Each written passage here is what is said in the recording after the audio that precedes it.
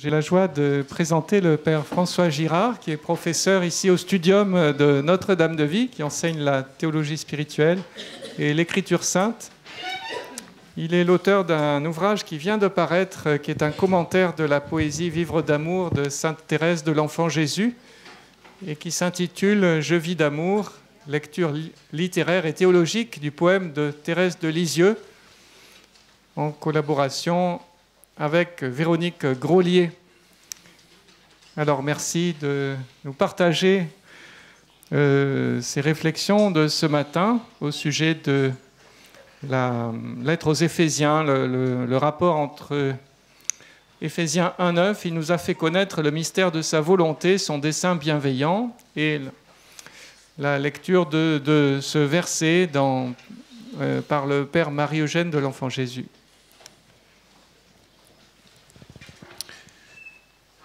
C'est pourquoi je fléchis les genoux en présence du Père de qui toute paternité au ciel et sur la terre tire son nom, qu'il daigne, selon la richesse de sa gloire, vous armer de puissance par son esprit, pour que se fortifie en vous l'homme intérieur, que le Christ habite en vos cœurs par la foi et que vous soyez enracinés, fondés dans l'amour. Ainsi, vous aurez la force de comprendre avec tous les saints ce qu'est la largeur, la longueur, la hauteur, la profondeur. Vous connaîtrez l'amour du Christ qui surpasse toute connaissance.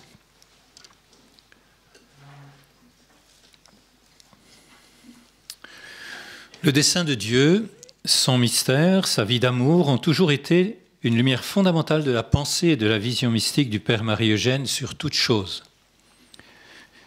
Cette lumière éclaire toute la vie de l'homme dans le Christ et l'oriente vers sa fin divine, la vie trinitaire, en communion avec tous ceux que le Christ rachète et prend en lui. Cette vision est initiale, même quand, en suivant Thérèse d'Avila, le Père Marie-Eugène commence l'itinéraire de « Je veux voir Dieu » par les fondements de la présence de Dieu en nous et la description du temple qui l'accueille.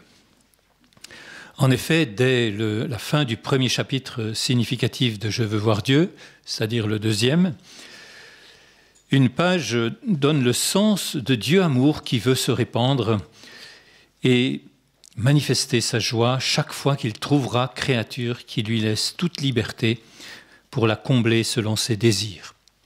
C'est la page 37, la dernière page, donc de ce chapitre 2 de la première partie. C'est l'union de l'homme avec lui, Dieu, qu'il a voulu réaliser et pour laquelle le Verbe s'est incarné, continue le Père Marie-Eugène. Déjà se manifeste là le Ut sint unum sicut et nos de la prière sacerdotale de Jésus, ouvrant évidemment sur la constitution du peuple nouveau de ceux qui ont été choisis, qui seront sanctifiés et consommés dans l'unité, comme le dit le Père à la fin de ce chapitre. Tout cela est tissé de réminiscences pauliniennes, en particulier de la lettre aux Romains, mais ouvre aussi discrètement à la ligne directrice de la lettre aux Éphésiens qui doit nous occuper aujourd'hui.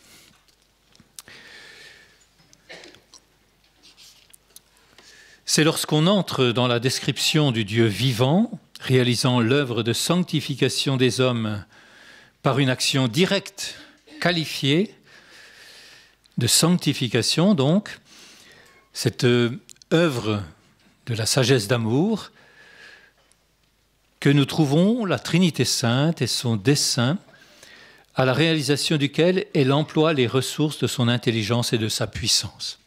C'est dans le chapitre sur la sagesse d'amour, donc au début de la troisième partie. Et le Père Marie-Eugène explicite quelques lignes plus loin, « Ce dessein éternel de Dieu, nous le connaissons. C'est le dessein de miséricorde caché au siècle passé et dont l'apôtre Paul est le héros et le ministre. À savoir ce dessein de la volonté divine, arrêté de toute éternité, et que la sagesse devait réaliser à la plénitude des temps, de tout réunir dans le Christ, les choses du ciel et celles de la terre. » Citation de Éphésiens 1, versets 9 et 10. Et le Père continue, « Le dessein éternel de Dieu que doit réaliser la sagesse d'amour, c'est l'Église de Dieu, fin et raison de toute chose. » Citation de saint Épiphane. Donc nous sommes dans ce chapitre sur la sagesse d'amour dont on nous a montré comment il ouvre en fait toute cette vie spirituelle sous la direction, la lumière et la motion de l'Esprit Saint de Dieu lui-même. Et vous voyez que c'est le sujet même, notre sujet, que nous abordons directement avec cette double citation allusive à l'hymne initial de la lettre aux Éphésiens et à son interprétation par une expression d'un saint de la tradition ecclésiale, saint Épiphane de Salamine. Alors je ne dirai que peu de choses du père de l'Église, défenseur de la foi de Nicée au IVe siècle. Son expression, qui est chère au père Marie-Eugène, souligne la finalité de toute la pensée divine dès le principe dans l'Église de Dieu. Je n'ai pas retrouvé le texte dans ces deux œuvres maîtresses, le Panarion et Contre les hérésies, mais le père Marie-Eugène a pu en avoir connaissance par un livre de Dongréa sur l'Église en faveur au moment de sa formation initiale. Et il a pu être renforcé dans sa conviction par la lecture de Catholicisme de Henri de Lubac en 1938. Quoi qu'il en soit, cette citation, reprise 5 fois dans le livre « Je veux voir Dieu », montre la finalité qu'il donne à la vie chrétienne en marche vers Dieu dans son projet de grâce qu'est l'Église dans le Christ.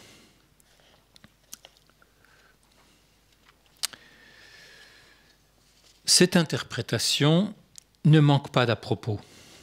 Retenons d'abord cette connaissance du mystère que Paul a reçu du Père concernant sa volonté. Plus loin, Paul dira qu'il s'agit du mystère du Christ, reçu par révélation, au chapitre 3, verset 3. Comme c'est aussi le cas d'ailleurs pour les autres apôtres et prophètes des nouvelles communautés. Cependant, à Paul a été départie la tâche de mettre en lumière le mystère pour les païens. Car c'est une vraie nouveauté qu'ils soient, comme il dit, co-héritiers, co-incorporés et coparticipants de la promesse.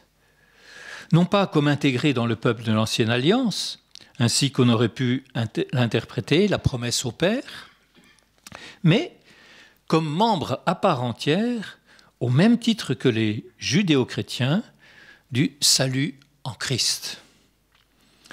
On retrouve en effet les éléments de la fin de l'hymne initial, au verset 13 du premier chapitre, mettant l'héritage filial et la marque de l'esprit de la promesse, moyennant la foi, comme don du salut, en particulier à vous, les païens.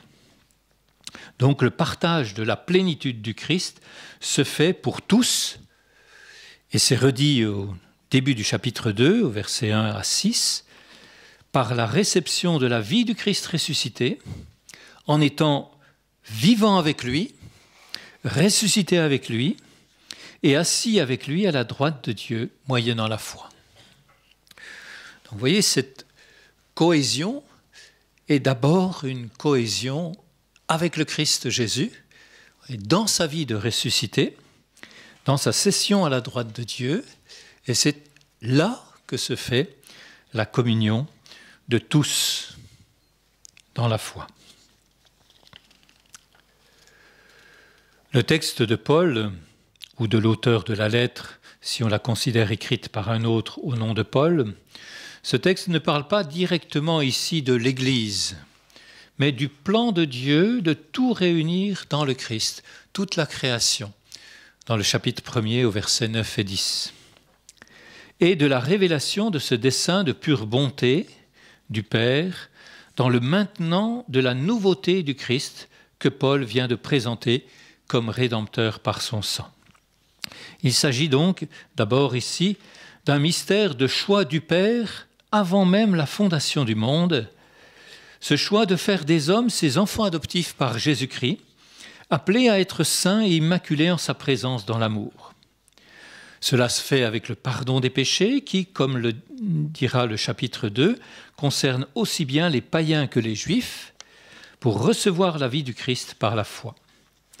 Nous saisissons alors comment ce mystère de la volonté divine, ce bon plaisir de cette volonté du Père à la louange de sa gloire, comme il est dit dans les versets 5 et 6 du chapitre 1, est déjà orienté tout de même vers l'Église. Il suffit alors de laisser se déployer la récapitulation de toutes choses dans le même Christ, au verset 10, pour saisir la pertinence du regard du Père Marie-Eugène sur ce texte paulinien et son interprétation. Pour le confirmer, j'ai trouvé un texte de l'année même de la publication du premier volume de Je veux voir Dieu, dans la retraite à Notre-Dame de Vie de 1949, et qui est éclairant pour cette perspective eschatologique de l'Église. Le Père doit traiter dans cette retraite du discours après la scène.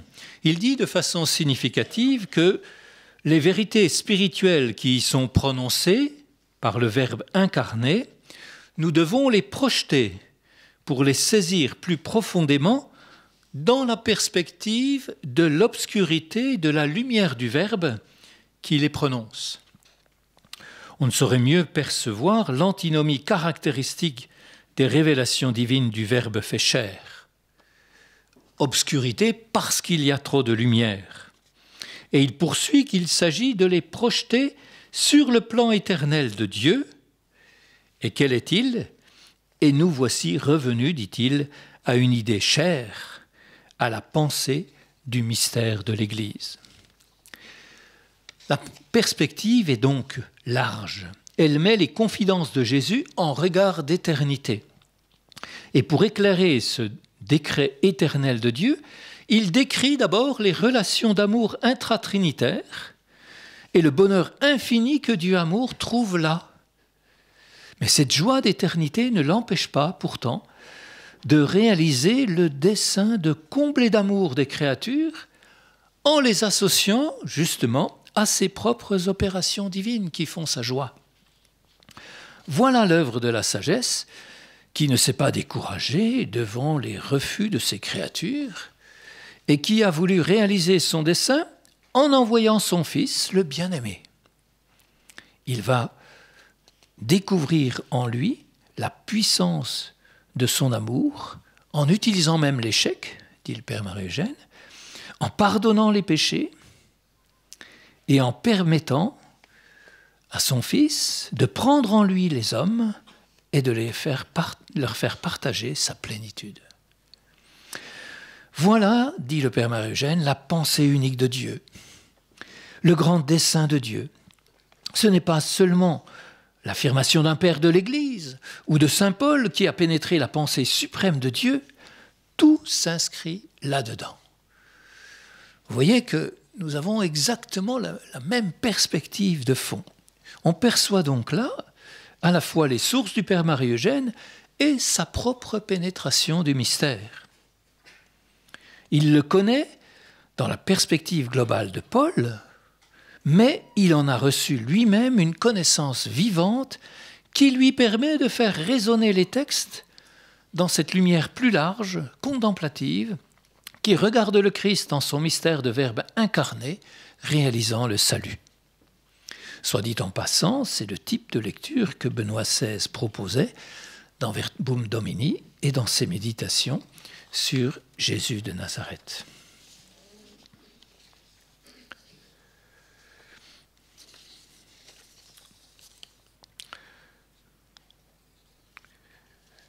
Le Père Marie-Eugène dira que ce genre d'expérience de Dieu, de révélation de sa pensée, de sa volonté, de salut des hommes, qu'il a réalisé en l'apôtre Saint Paul, l'Esprit Saint les renouvelle dans les saints.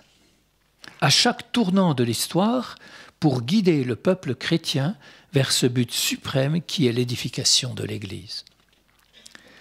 La grâce particulière de l'apôtre des nations au tournant de l'accès des païens, au même titre que ceux qui ont bénéficié des promesses à la réalisation du dessein éternel de Dieu en Christ, est une grâce particulière, en effet. Par lui, en effet, nous avons tous deux, en un seul esprit, libre accès auprès du Père.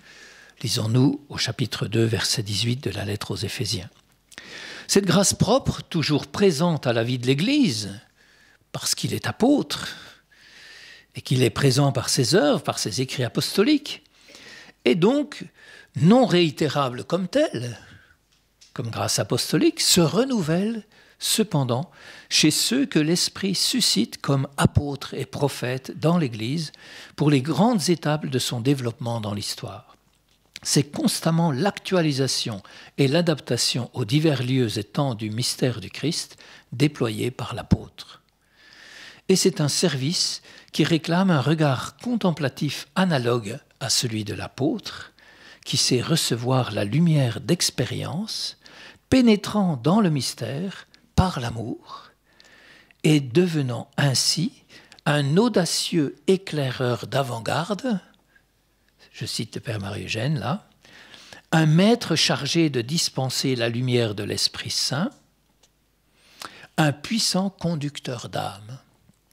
Ce sont des citations qui sont tirées de « Je veux voir Dieu », dans le chapitre 9 de la 3e partie, mais aussi de « Ton amour a grandi avec moi » à propos de Thérèse de Lisieux, et je crois que nous pouvons aussi le penser pour le Père Marie-Eugène lui-même.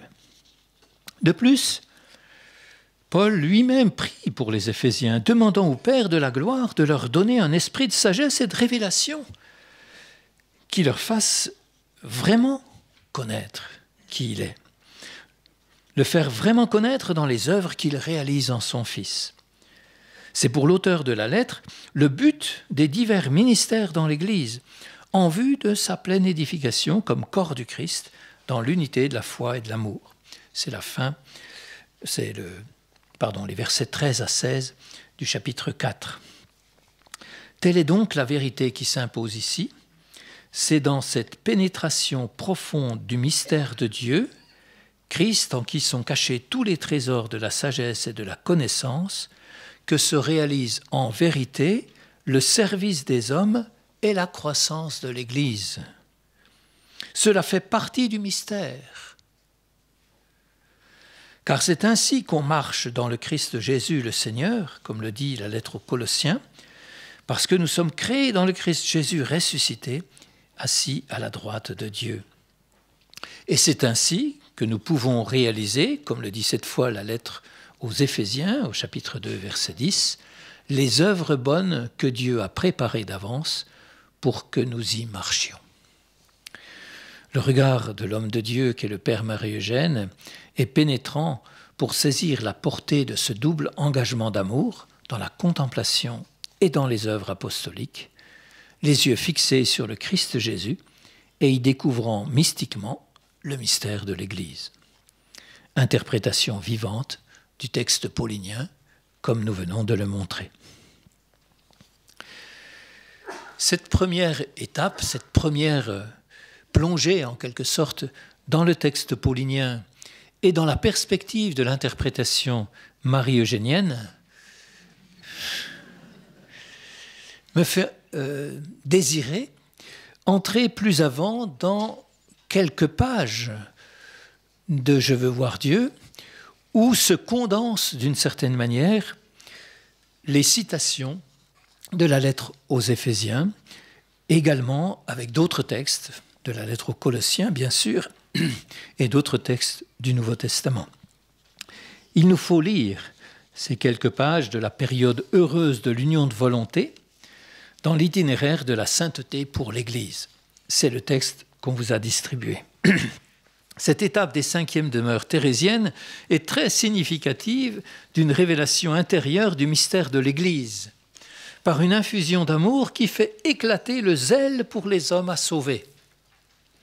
C'est un des lieux majeurs, donc, de citation de Paul aux Éphésiens. Qui donc lui a donné une solitude si pleine d'angoisse ? Questionne Sainte Thérèse d'Avila dans les 5e demeures. Et elle décrit la souffrance nouvelle qui surgit alors, en écho à celle qu'a pu vivre Jésus pendant sa vie terrestre, en voyant les offenses énormes qui se commettaient contre son Père. Oui, communion à ce mystère du Christ, comme on l'a dit.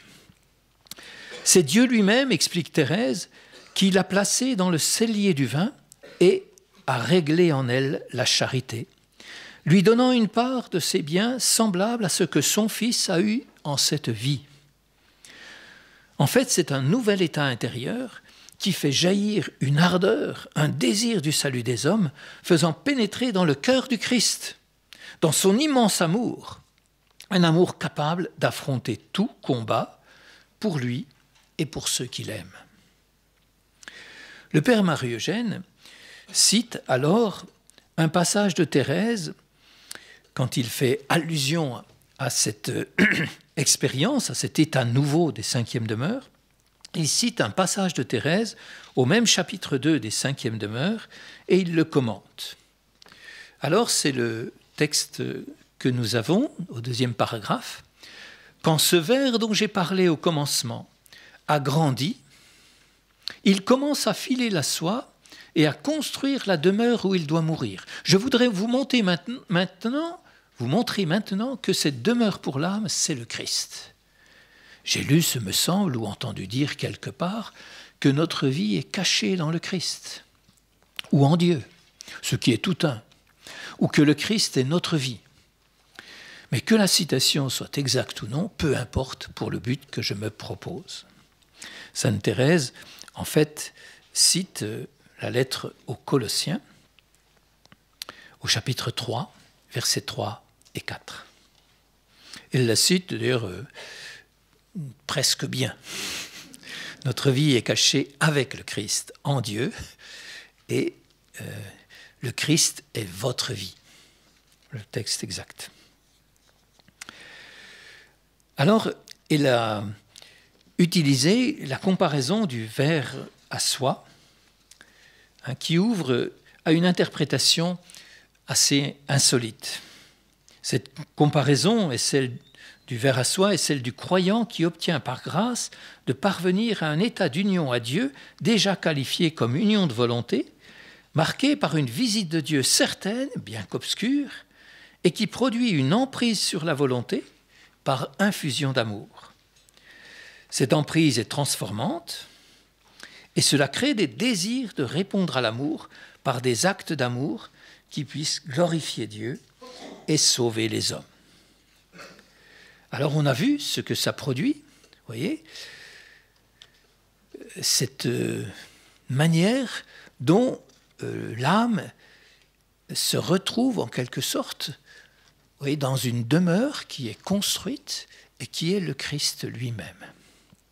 Le ver à soie a grandi dans les combats de la nuit du sens, qui ont fait renoncer aux sollicitations sensibles venant de l'extérieur et se tourner vers la présence divine au fond du cœur.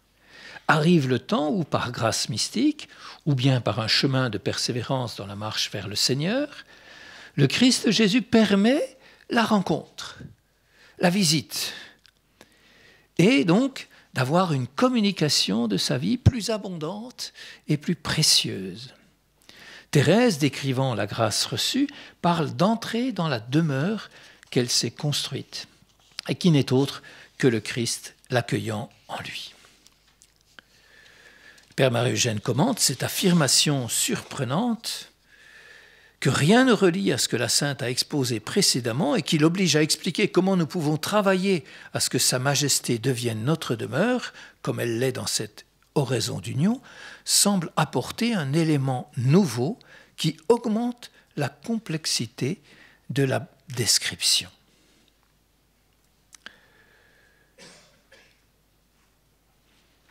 Un instant de réflexion, continue le Père Marie-Eugène, nous montre qu'il n'en est rien. Cette affirmation nous révèle en effet une expérience spirituelle des plus importantes et des plus intéressantes, que dans l'union de volonté, Sainte Thérèse a réalisé qu'elle était introduite dans le Christ, et désormais le Christ serait la demeure où sa vie serait cachée.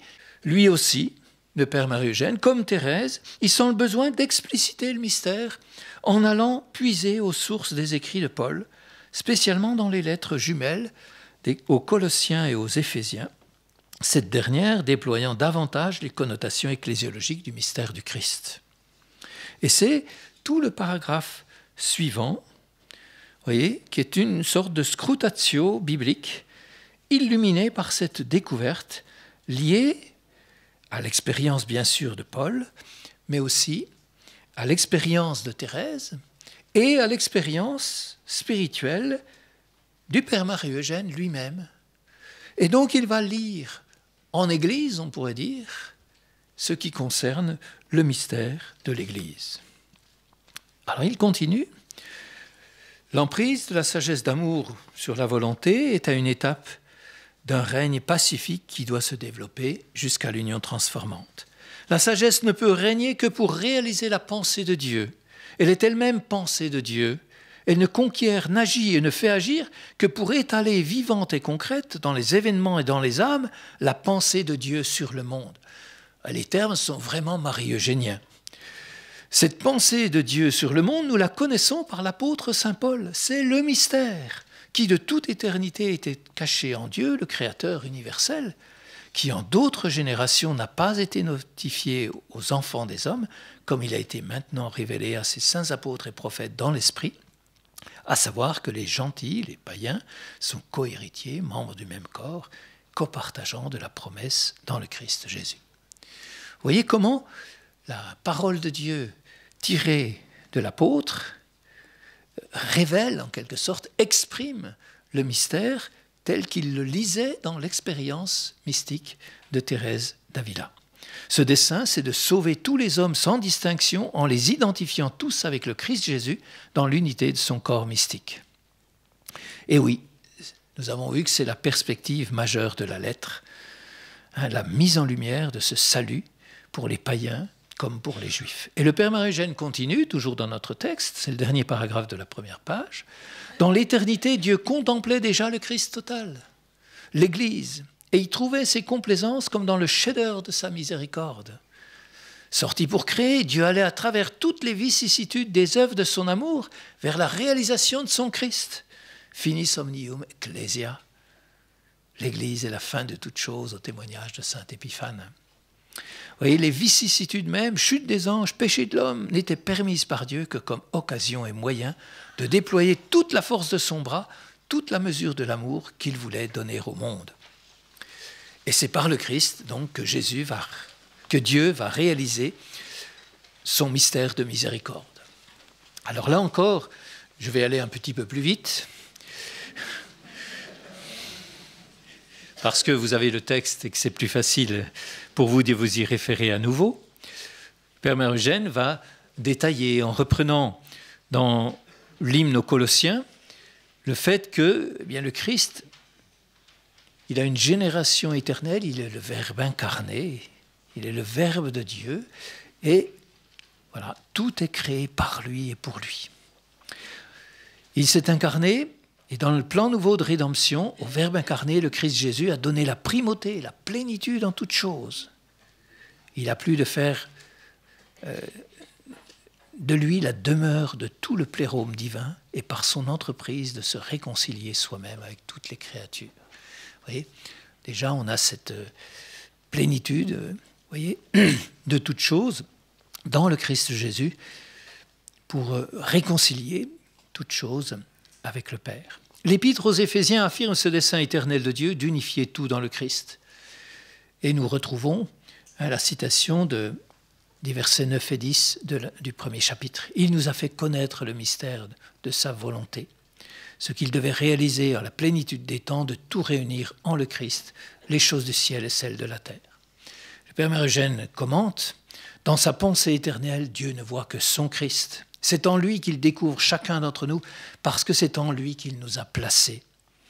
Et encore, maintenant c'est toujours dans l'hymne des Éphésiens, c'est en lui qu'il nous a choisis dès avant la création du monde pour que la charité nous rendit saints et sans tache à ses yeux. Il nous a prédestinés à être ses enfants adoptifs par Jésus-Christ, suivant le bon plaisir de sa volonté, pour faire éclater la gloire de la grâce qu'il nous a départie par son Fils bien-aimé. La traduction n'est pas la traduction à laquelle on est habitué, mais je prends celle donc qui est dans le livre « Je veux voir Dieu ». Vous voyez, notez cette vision paulinienne, mais très personnalisée par le Père Marie-Eugène. Aussi dans ce décret divin qui nous dit l'amour éternel du Père pour son Christ, dit le Père, et pour nous dans le Christ, ce décret divin doit faire jaillir de nos cœurs une hymne de reconnaissance. Et c'est le verset 3 du premier chapitre. Béni soit Dieu, le Père de notre Seigneur Jésus-Christ, qui du haut du ciel nous a comblés de toutes sortes de bénédictions spirituelles dans le Christ. On voit que Père Marie-Eugène habite en quelque sorte cette parole de Dieu, cet hymne initial de la lettre aux Éphésiens. Il continue, le Christ Jésus est venu ici-bas pour réaliser ce décret divin. Alors il va sortir en quelque sorte de la lettre aux Éphésiens pour montrer, parce que la lettre aux Éphésiens ne le fait pas explicitement, comment ce décret divin, il se réalise par la communion, par tous les mystères d'abord de la vie du Christ et par la communion des hommes au Christ dans tous ces mystères. Il n'a dévoilé ce dessein de Dieu que progressivement et en termes voilés pour ménager la faiblesse de ses auditeurs et ne pas heurter de front leurs interprétations. Nous sommes dans la mission publique, après avoir évoqué avec la lettre aux Hébreux, voyez, le fait que, le Christ, dès le premier instant de son existence, s'offre à la volonté de Dieu. Ensuite, le Père Marie-Eugène développe les mystères de la vie de Jésus pour aboutir à la révélation qui est faite après la scène aux apôtres, devenus prêtres et amis du Christ. Je suis la vigne, vous les sarments. Puis, avec la prière sacerdotale, quand il prie à haute voix en présence de ses apôtres, que tous soient un comme vous, Père, vous êtes en moi et moi en vous, qu'ils soient eux aussi un en nous pour que le monde croie que vous m'avez envoyé. Et finalement, surtout, le Christ est mort pour l'unité de son corps mystique. Le sang qu'il a répandu est le sang de la nouvelle alliance que Dieu est venu contracter avec les hommes, le lien qui a uni tout ce qui était séparé. Dieu l'a ressuscité et, nouvelle citation de la lettre aux Éphésiens, au chapitre 2, versets 4 et suivants, Dieu qui est riche en miséricorde, poussé par la grande charité dont il nous a aimés, nous a rendu la vie en même temps qu'au Christ. Il nous a ressuscités avec lui et fait asseoir dans les cieux avec lui. C'est par la réception, il continue, c'est par la réception du corps et du sang du Christ que nous entrons dans le Christ. C'est le mystère de l'Eucharistie. Vous voyez, ce lieu par excellence de communion, ce lieu et ces moyens d'unité de l'Église. Voilà comment le Père Marie-Eugène, explicite sans cesse, on pourrait dire, ce mystère. Point suivant, l'œuvre se poursuit à travers les siècles. Le dessein de Dieu se réalise en nous et dans le monde. Ainsi, vous n'êtes plus des étrangers ni de simples hôtes, vous êtes de la même cité que les saints, vous êtes de la maison de Dieu. Vous êtes bâtis sur le fondement des apôtres et des prophètes, le Christ Jésus en personne étant la pierre d'angle. C'est par lui que l'édifice entier, parfaitement liaisonné, monte et devient un temple saint dans le Seigneur. Vous voyez comment cette édification de l'Église se fait au cours des âges dans le Christ Jésus. Nous sommes nous-mêmes partie prenante de la réalisation de cet temple saint dans le Seigneur. Le Père Marie-Eugène développe, comme il le fait très souvent, en disant à la fois la qualité essentielle et vitale de cet édifice qui est l'unité que le Christ a demandé pour lui, un seul corps et un seul esprit, de même que par votre vocation vous avez une même espérance, etc. Le début du chapitre 4 de la lettre aux Éphésiens. Et puis, un petit peu plus loin, les membres divers qui le constituent, c'est au verset 7 du même chapitre 4, c'est lui-même le Christ qui des uns a fait des apôtres, d'autres des prophètes, d'autres des évangélistes, des pasteurs ou des docteurs. Tout cela pour dire, le commentaire, la plénitude du Christ descend sur chacun d'entre nous. Nous recevons sa grâce qui nous fait participer à sa filiation divine et à tous ses privilèges. Donc vous voyez, nous sommes fils et héritiers du Père comme lui, nous sommes prêtres et rois avec lui, etc. Vérité capitale de notre participation au mystère, à la vie et à la croissance du corps du Christ. Notre participation au Christ n'est pas seulement réceptive, mais elle est active. Le Christ, mon ton Père, a envoyé l'Église dans le monde, comme son Père l'avait envoyé, pour prêcher, baptiser, sauver. Eh bien, cet amour du Christ, parce que bien diffusif de soi, est toujours en marche pour de nouvelles conquêtes. C'est par lui que le corps entier, joint et uni par tous les liens qui le desservent, chaque membre gardant d'ailleurs son opération propre, réalise sa croissance organique et monte comme un édifice dans la charité. Nous sommes toujours dans la lettre aux Éphésiens, au chapitre 4, verset 16. Conclusion, telle est la pensée de Dieu qui se réalise progressivement, mais sûrement malgré tous les obstacles à travers les siècles. C'est la grande réalité, le fait qui domine l'histoire des peuples et du monde, dit le Père Marie-Eugène. Elle est la fin et la raison de toute chose. Aussi, lorsque le Christ total sera parvenu à l'état d'homme parfait, à la mesure de la taille qui convient au complément du Christ, encore citation d'Éphésiens au chapitre 4, verset 13, la figure de ce monde passera et la réalité apparaîtra, celle du Christ en qui Dieu a déployé la force de son bras, en qui il a réalisé son dessein, en le donnant comme tête à l'Église qui est son corps, et en assurant l'achèvement de celui qui n'est totalement parfait qu'avec ses membres. Que retenir ? Premièrement, le dynamisme intérieur de la grâce que l'Esprit Saint diffuse dans le cœur, ordonnant cette grâce à la mesure des desseins du Père et des dons du Christ pour emporter dans son mouvement de construction de l'Église. Vous voyez, ce dynamisme intérieur de la grâce du Christ, de la vie du Christ, vous voyez, qui est participation, vraiment entrer vraiment dans le Christ, comme son corps, et en même temps, dynamisme pour participer à sa construction. Deuxième élément, c'est le dynamisme de l'histoire du monde, dont le Christ est le centre et le sommet, en même temps que le mouvement de l'itinéraire de chacun de ceux qui y participent.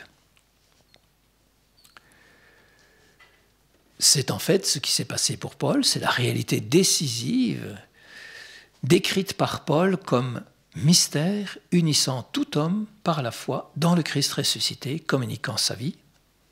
Et c'est ce que le même apôtre a comme mission d'annoncer et de faire partager pour les chrétiens de ces communautés, étant lui-même intégré à la construction dans son ministère comme prisonnier du Christ et y concourant jusque dans les souffrances de son apostolat.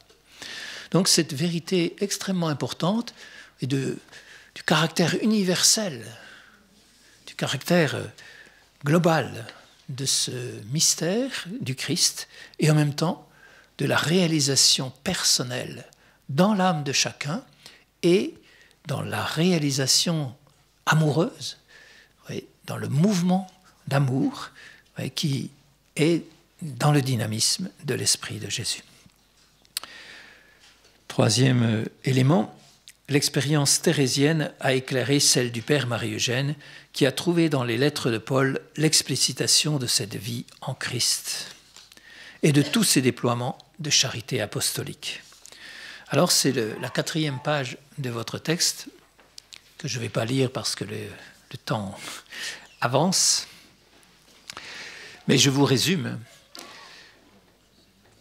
Dans le premier paragraphe, Père Marie-Eugène rappelle en fait le cheminement de Thérèse jusqu'à la fondation du monastère de Saint-Joseph d'Avila, où elle se proposait seulement de créer une solitude qui lui permit de vivre dans une intimité profonde avec le Christ Jésus. Eh bien, cependant, ajoute Thérèse, au fur et à mesure que le temps s'écoulait, s'allumaient en moi les plus ardents désirs de contribuer au salut de quelques âmes. Je ne cessais de travailler à la gloire de Dieu par mes pauvres prières et je portais les sœurs à faire de même. Je stimulais leur zèle pour le salut des âmes et l'augmentation de l'Église.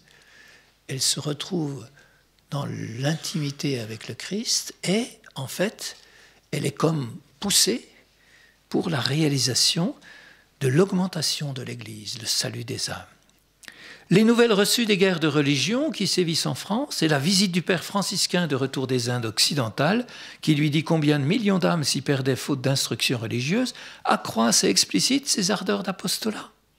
Alors elle va réaliser de nouveaux monastères en leur donnant un but apostolique, comme il est dit dans ses écrits, Chemin de perfection et Fondation.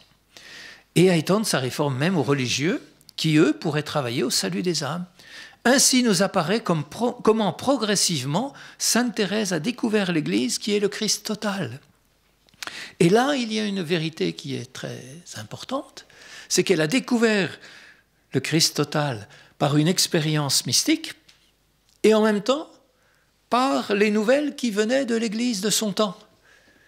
C'est donc une découverte qui est à la fois très réaliste dans son intériorité et dans son extériorité, dans la réalisation des œuvres qui se réalisent au service de l'Église. Ainsi, entrée dans les profondeurs de l'Église de son temps, elle y a trouvé la place et la mission que Dieu, en son dessein éternel, lui avait assignée à elle-même et à sa réforme.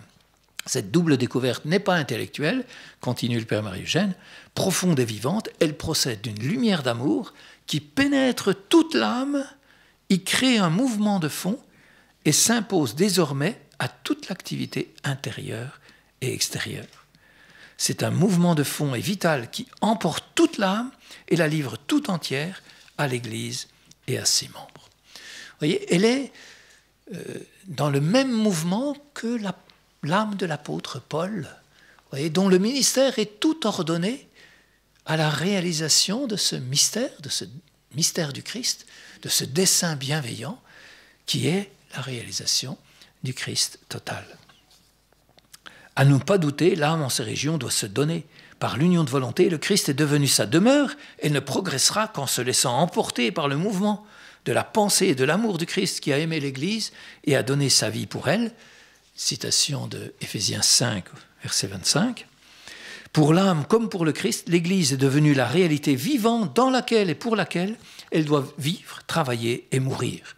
L'union de l'âme avec le Christ est orientée vers une unité plus haute, celle du Christ avec son Église.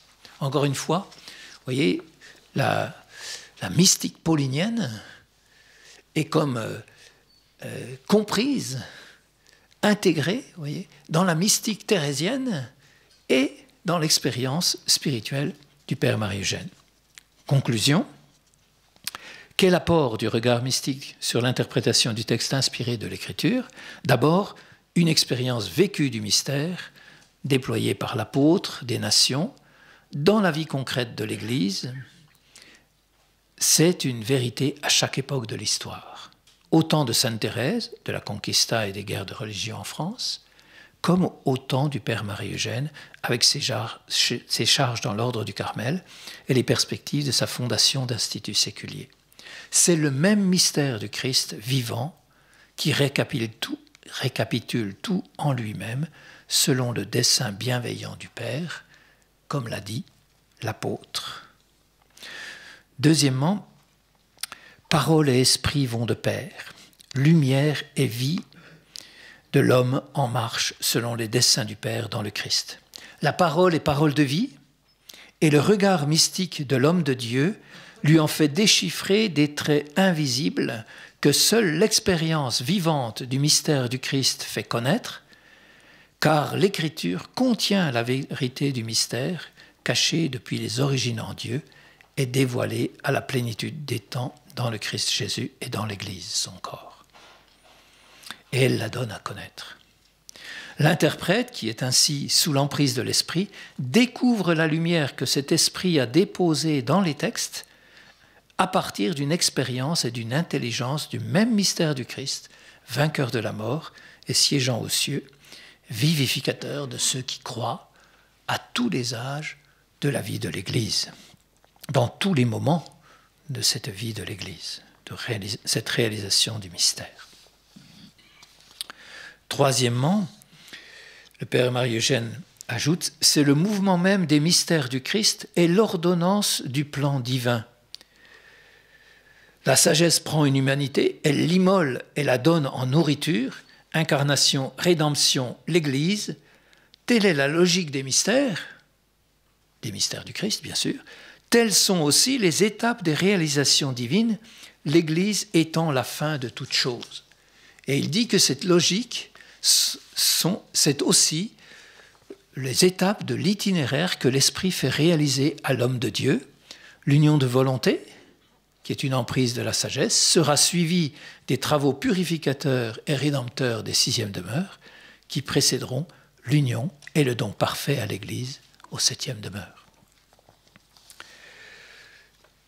Je ne développe pas, il faudrait le développer avec le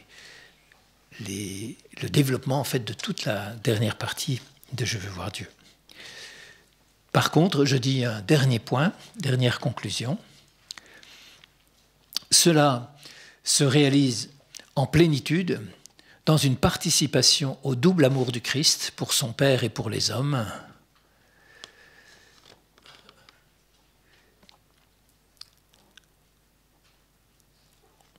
Car l'œuvre de l'Esprit, en chaque âme et dans l'Église, construit la plénitude du Christ, le Christ total qui est l'Église, dit le Père Marie-Eugène.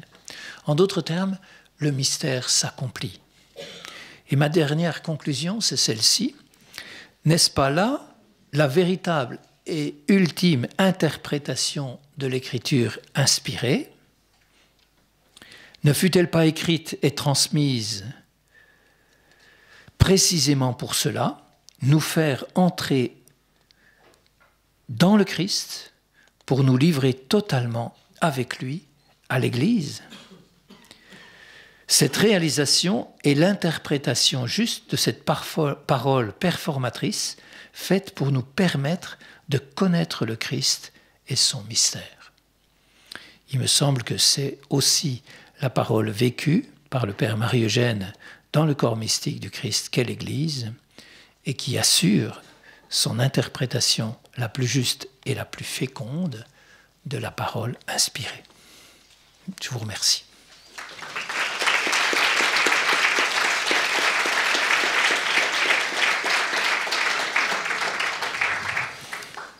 Alors nous avons le temps de prendre quelques questions avant de faire une brève pause.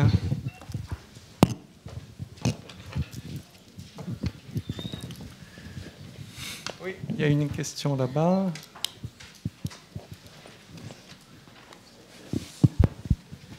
Merci Père pour ce que vous avez dit. J'ai une question. On voit que la vision du Père Marie-Eugène sur l'Église est vraiment en accord avec ce que présente le Concile Vatican II. Si le Concile était quand même une nouveauté, comment il a pu avancer tout ça? Et une autre chose, est-ce que vous pourriez dire quelque chose sur cette connaissance du Christ total et ce désir du salut des âmes avant l'union des volontés? Parce que là, c'est beau, c'est bien, au cinquième demeure, mais qu'est-ce qu'on fait avant cela?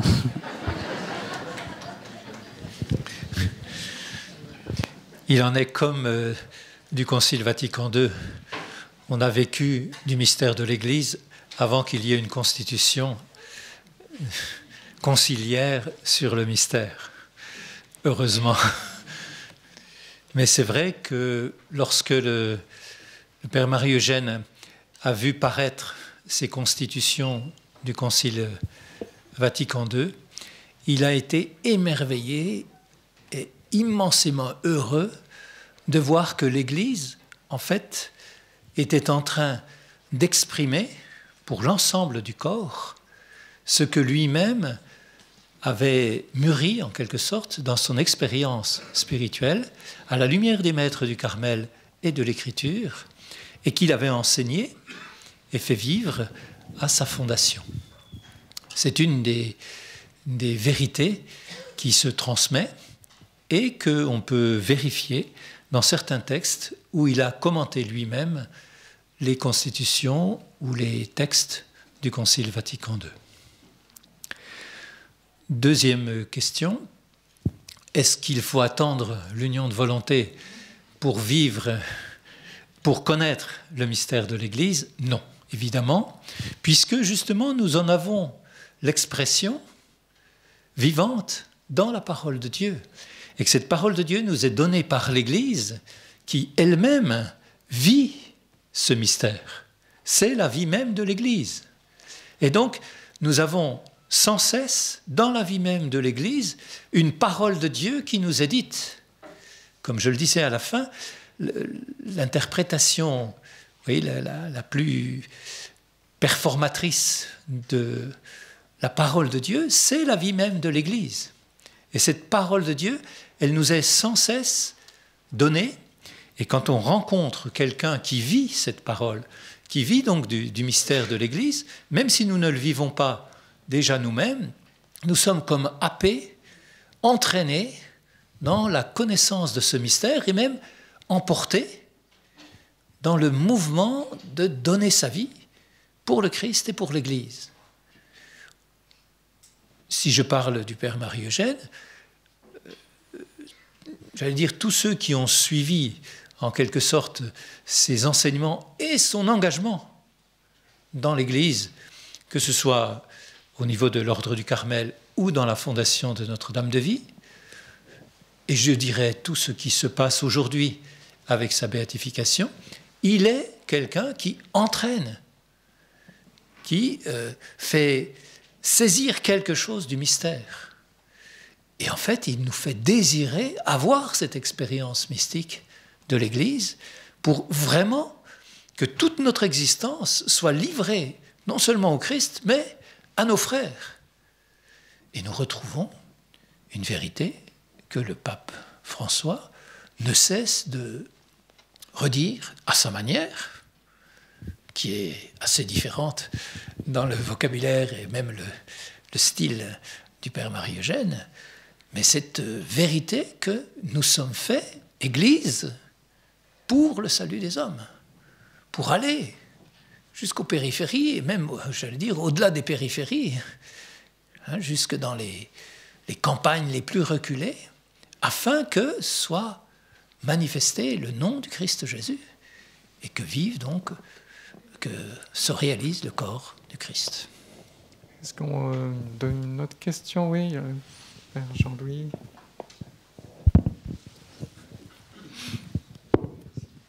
Je ne sais pas si ma question va être très claire, mais en herméneutique biblique, on a développé une notion qui est celle de sens plénier.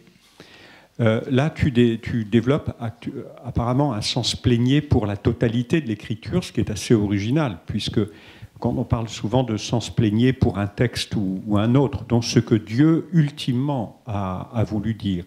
Donc, est-ce que ce sens plénier est donc corrélatif à la sainteté, donc à la réalisation de la sainteté, c'est ça?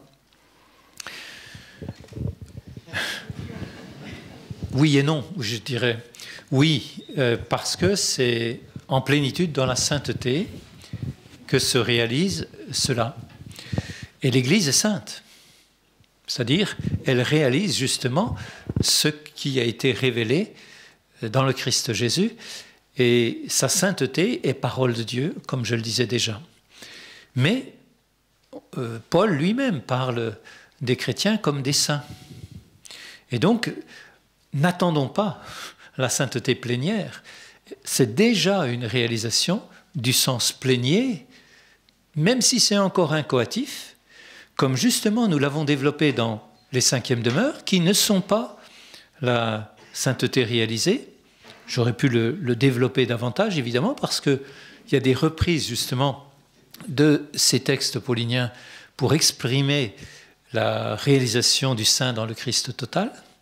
Mais dès les cinquièmes demeures, et même auparavant, nous sommes déjà dans la réalisation de ce sens plénier, même si ce n'est pas encore de façon plénière, on pourrait dire, pour jouer sur les mots, même si c'est encore de façon incoative.